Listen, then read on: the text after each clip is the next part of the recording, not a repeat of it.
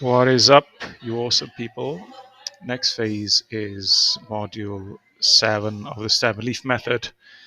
So need payoff, future pace, solution. So what we need to get, this is a big bulky component of the phase. So what we're doing is we're doing a bit of a discovery piece, identifying like what's their process right now for finding a solution. What does a solution look like? Um, what do they yeah how do they what do they think the solution will look like in terms of delivery, and what will be like a manifestation of them fixing their problem. And it's us, what we're doing behind the scenes is we're identifying a solid gap. All right, which is, I'll not go too much into it here, but like just what I mean by that is like what's the tangible gap that's holding this person, that we can create, that is meaningful to that person. So if they're currently making 5k a month, they want to make 10. So there's a 5k gap. But like, why is that? And basically, he's living paycheck to paycheck. He's got 3 daughters, and he wants to send them all to uni because he doesn't want them living the life that he had. But at the moment, he can't do it. So that's his pain. This is fatherly duty. Yeah, just made that off the top of my head. Hope you like it.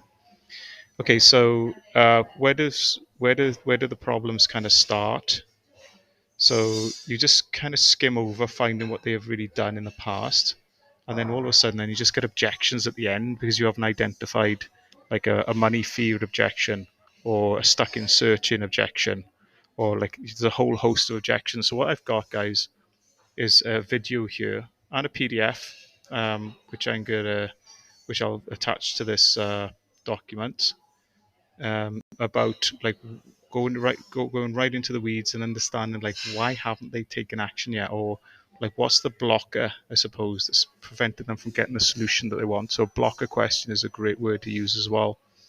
Okay, and I've got that covered in that video there, so I'll not lament on that too much. Next problem is the prospect believes that they can sort it out on their own when it's obvious they can't.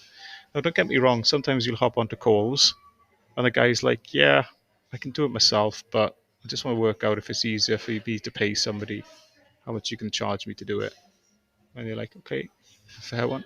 Well, this is what it looks like, and then it's a yay or nay, I suppose. But then other people have just got like this delusion. You see it massively in fitness. Yeah, or I'm just going to try and go back to do something I've been doing for the last 5 years and I had no results, and it's actually killing me. All right, good work, good luck with that. Yeah, so it's called like a DIY, isn't it? Do it yourself. So the DIY destroyer, what we do is we unpack their process on a deep level, and they have to tell you themselves how wrecked it is. Yeah. So okay, Fred. So if you're going to lose weight on your own, like what's your current basal metabolic rate, and what sort of calories are you going to set yourself so that you optimize your fat loss and avoid plateau? And then obviously they're staring at you like a fish that's just been plopped out of the local river with bulging eyes and then can't answer it. Yeah. Also, what's going on there. Yeah, so we want to kill that DIY. So that's a big problem. That's how we kill that problem. Okay, you miss the opportunity to find out what they've done to change by being a bit too macro or too micro or too specific.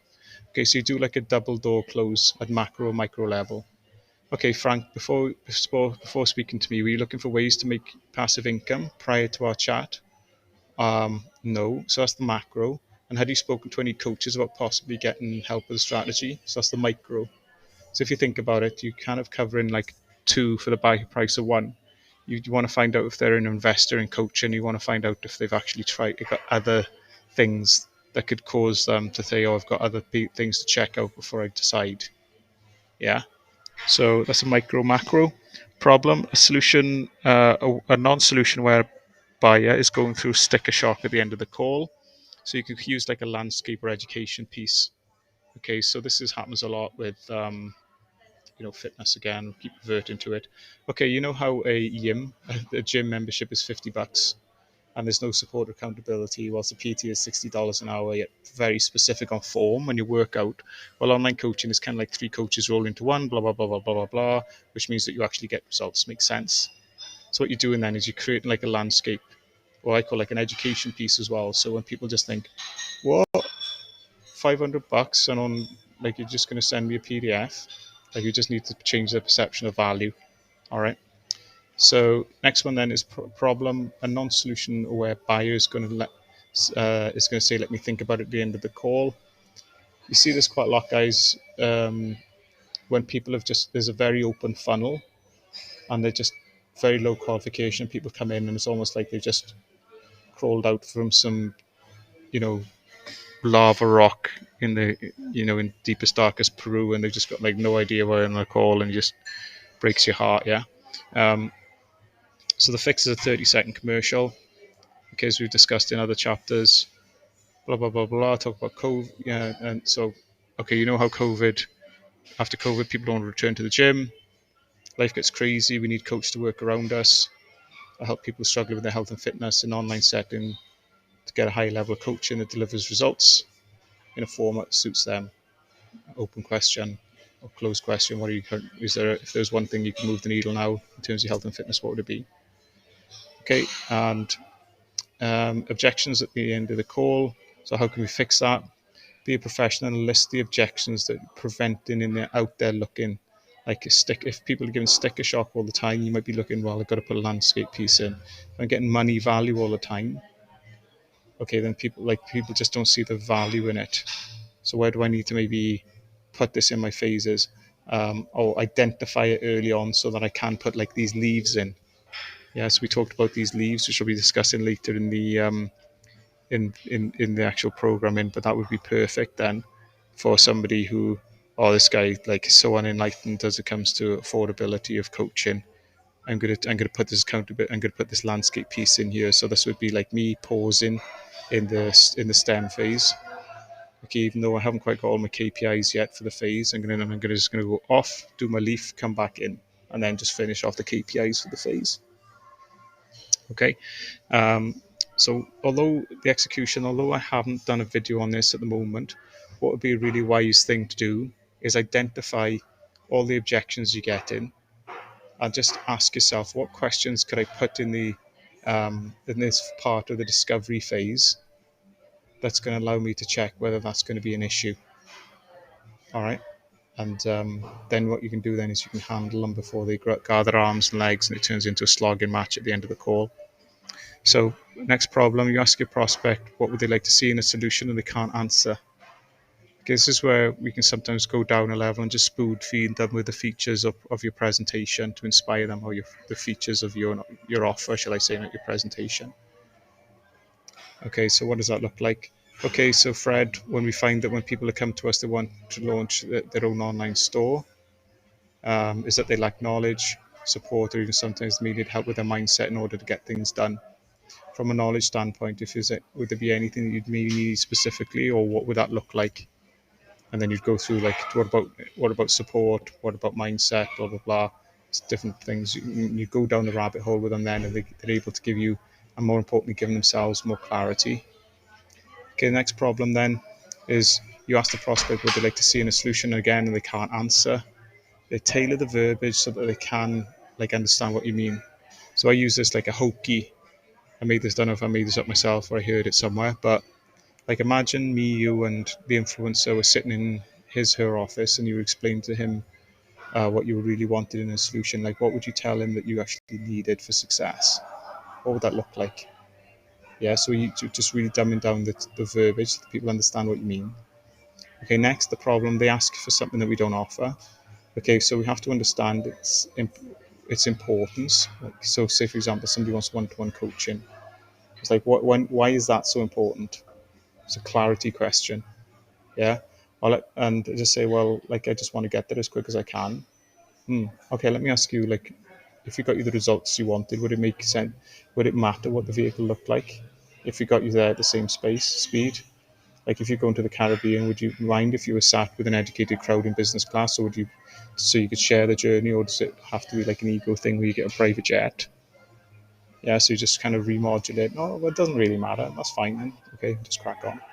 Okay, so you need to understand like why it's important to them, because they may have been burnt before in a certain setting and they're really adverse to something, and then like that might be a component of your offer, and you just need to sort of make that separation. Yeah, so it's important to understand what's going on there.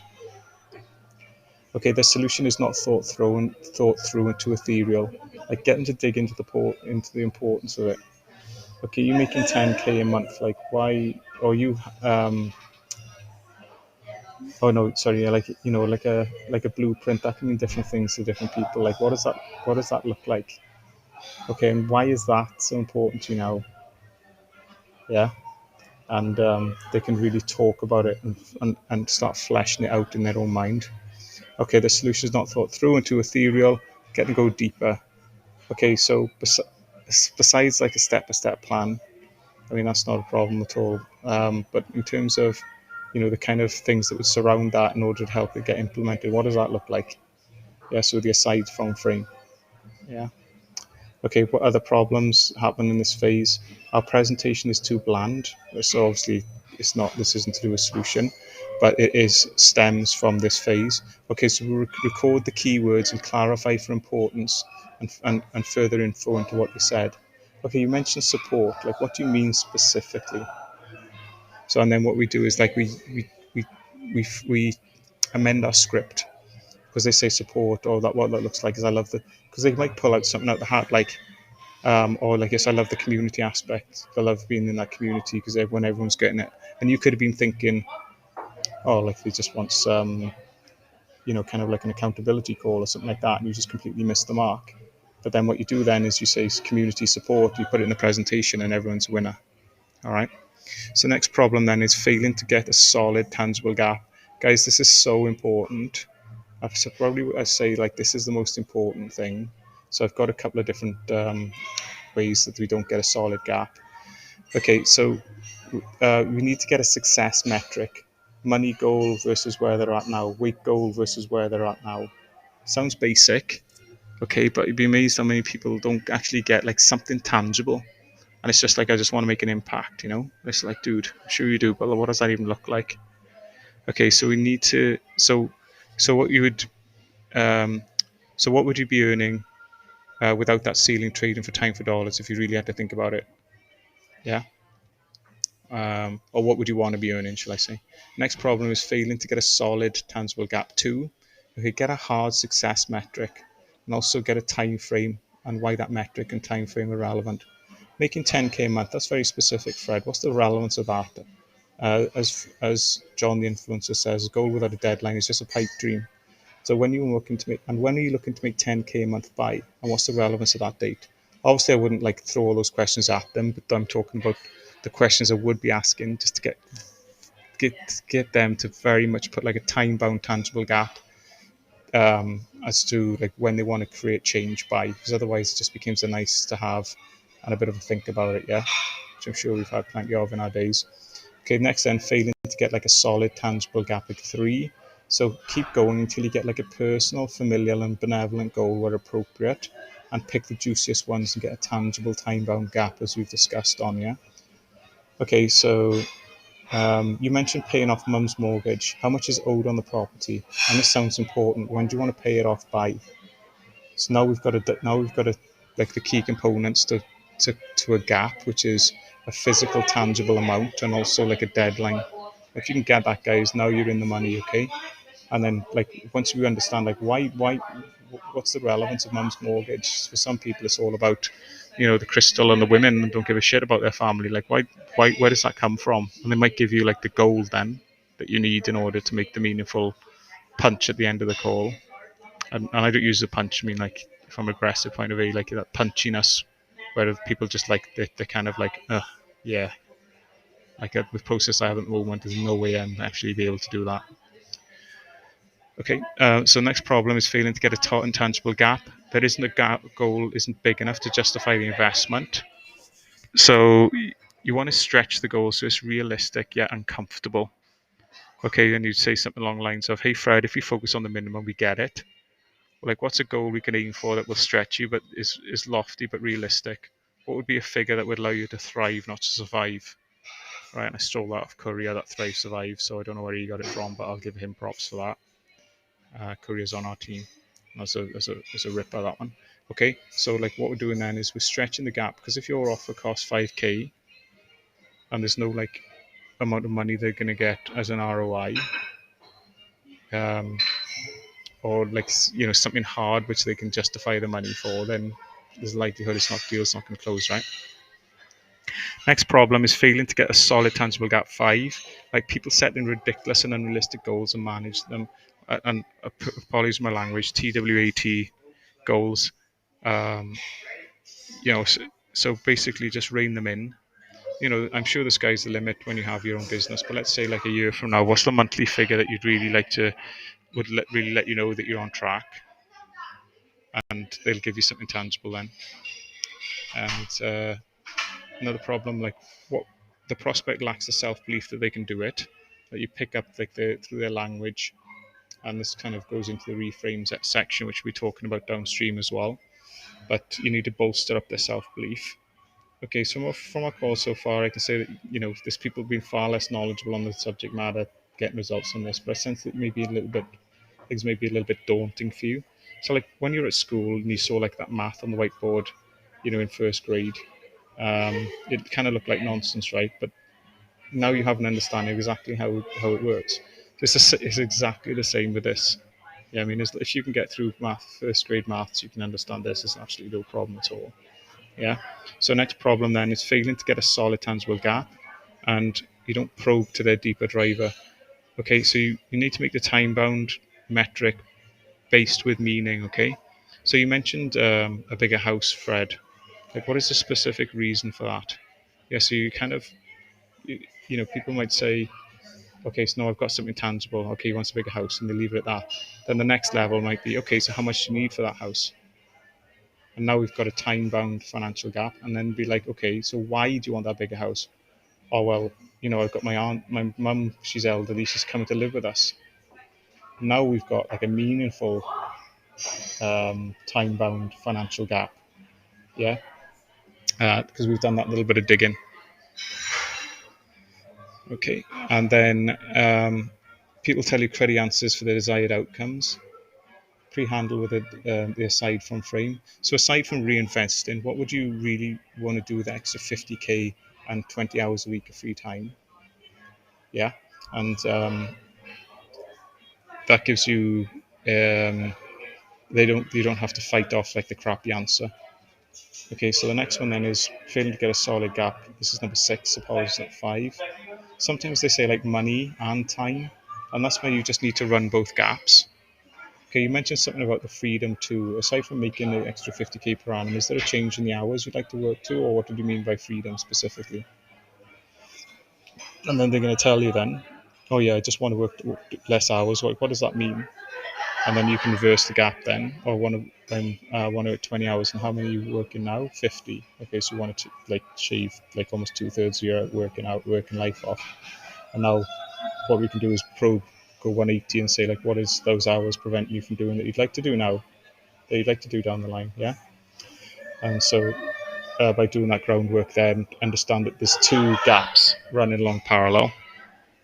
Okay.